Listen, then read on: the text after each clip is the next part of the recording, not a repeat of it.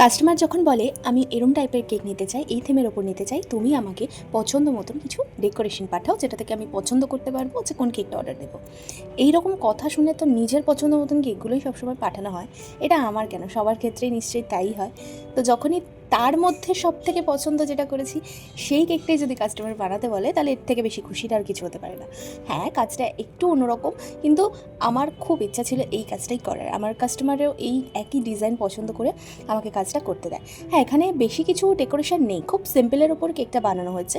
তবে এই যে কেকটার হাইটটা ছিল না, আর তার সাথে যে সামনে ফ্রন্ট পিকচারটা আমি অ্যাড করেছি, কেকের হাইটের সাথে পিকচারটা বেশ দারুণ মানিয়েছে। কিন্তু এখানে আমি এই ফটোটার সাথে সাথে কিছু ফুটবল প্রিন্ট করিয়েছি ছোট বড় সাইজের। আমি প্রথমে কাস্টমারকে বলেছিলাম যে এটা যদি আমি ফন্ডেন্ট দিয়ে বানাই তাহলে খুব সুন্দর লাগবে দেখতে, কিন্তু কাস্টমারই বারণ করলো, বলল যে যেটা হচ্ছে একটাই হোক। আর আমিও ভাবলাম যে কেকটা কিন্তু আমার লোকেশন থেকে অনেকটা দূরে, প্রায় 30 কিলোমিটার দূরে যেত।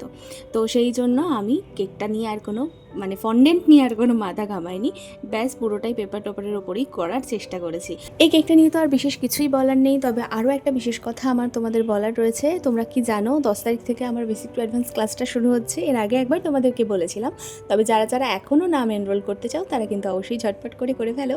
আর চিজ কেকের অনলাইন ক্লাস কিন্তু আবারও শুরু হবে, সেটা ডিটেলস জানতে হোয়াটসঅ্যাপ করো। বাই।